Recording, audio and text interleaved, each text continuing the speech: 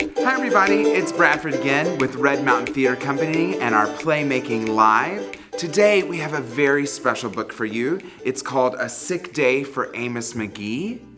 And this is a great book that you can use to talk to your kids about staying well and what to do when you do get sick.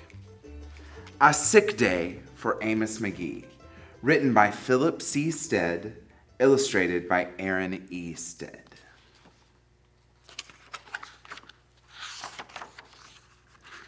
Amos McGee was an early riser. Every morning when the alarm clock clanged, he swung his legs out of bed and swapped his pajamas for fresh pressed uniform.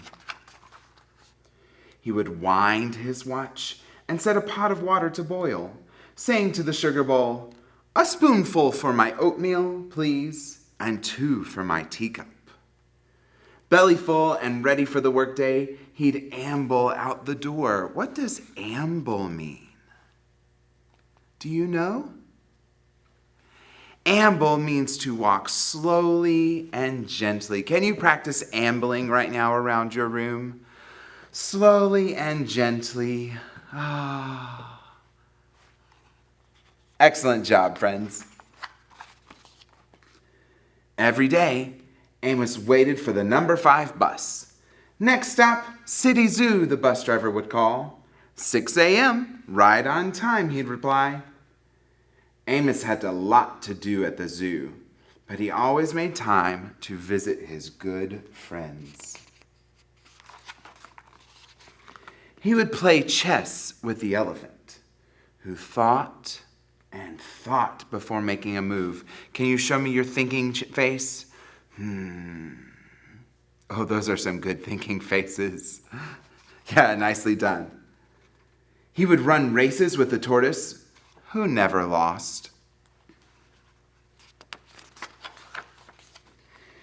He would sit quietly with the penguin, who was very shy, and lend a handkerchief to the rhinoceros, who always had a runny nose. Do you know what a handkerchief is?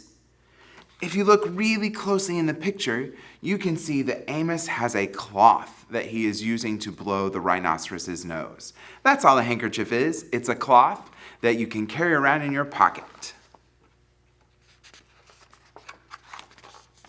And at sunset, Amos would read stories to the owl, who was afraid of the dark. One day, Amos awoke with the sniffles and the sneezes and the chills. He swung his achy legs out of bed, curled them back again, and said, "Oh, I don't think I'll be going to work today." Meanwhile, at the zoo, the animals waited for their friend. The elephant arranged his pawns and polished his castles. The tortoise stretched his legs, limbering up. The penguin sat patiently, all by himself. The rhinoceros worried that his allergies were worsening. The owl perched atop a tall stack of storybooks, scratching his head with concern. Where is Amos? The animals wondered. Later that day, do you see what the animals are doing? They're leaving the zoo. They're waiting. What do you think they're waiting on? Do you see that right there? That's a bus stop sign. They're waiting on the bus. Where do you think the animals are going? Oh, let's find out. They got on the number 5 bus.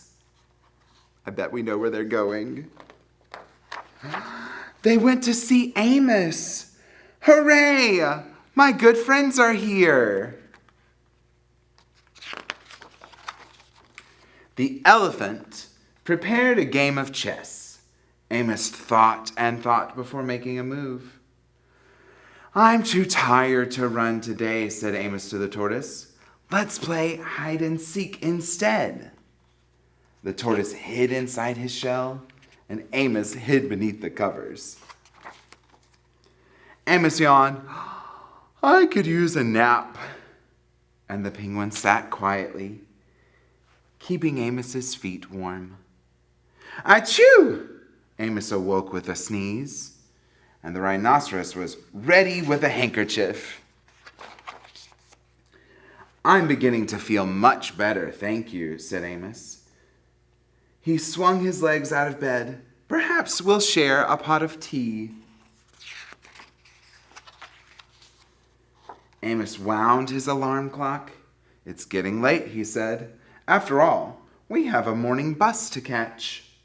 So Amos said goodnight to the elephant, and goodnight to the tortoise, and goodnight to the penguin, and goodnight to the rhinoceros, and goodnight to the owl, who, knowing that Amos was afraid of the dark, read a story aloud before turning out the light. The end. So today, my friends, we are all going to become elephants. I hope you still have your magic bag because it has all of the things that we need to turn into our elephants. So go grab that imaginary magic bag, pull it out, open it up, and we are going to become elephants. First, let's take out our elephant head and put it on. Oh, it's a really big head. It's got giant ears and a big long nose called a trunk. Then we need to take out our elephant skin. It's all gray and wrinkly. Put that skin all over you. Our big elephant feet. How many feet do an elephant have? An elephant has 4 feet. You're right. So we did 2. We need 2 more. Ready? 1, 2. Our 4 elephant feet. And our elephant tail. Put the elephant tail on. Oh yeah, that feels good. Now, what did the elephant do at the zoo as he was waiting for Amos? Do you remember? That's right, he played chess. So, can you get out your chessboard and set it up? We're going to put all of our pieces out on this side. And then we're going to put all of Amos's pieces out on this side. And then Amos came along. Hello, my elephant friends. How are you today? Oh, you're doing good. I'm so glad. I'm feeling well as well. Shall we play our game of chess? Which move should I make? Your turn. Oh, that was a good move. And so they continued to play for an hour. And finally, the elephant won. Good job, elephant. And so Amos went along, and he went to his other animal friends. He raced with the tortoise. Can you race with us with the tortoise? And he sat quietly next to the penguin. Can you sit quietly with us? The penguin is very shy.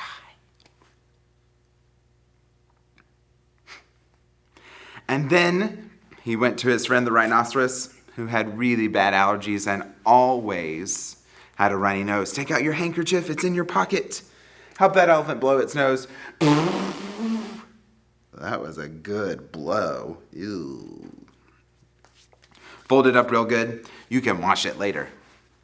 And then he went to his owl friend and they read a story.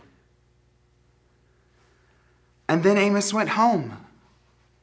And the next day, the elephants woke up and they set out the chessboard one more time. Are you setting out your chessboard? We're waiting for Amos. What can we do while we wait for Amos? We can polish our pieces. Let's polish our pieces.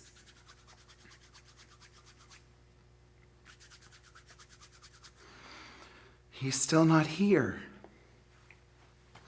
I wonder where Amos is. It's not like for him to miss a day. I know. Let's go visit him. So everybody, come on, we're going to go visit Amos. Are you following? Amos rides the bus every day, so we're going to wait here for the bus. Right on time. Get into the bus and sit down. And look, here's Amos's house. So we're going to get out of the bus and go up to Amos's door and knock.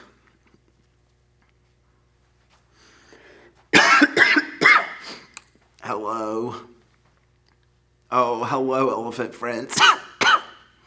I don't feel very well today.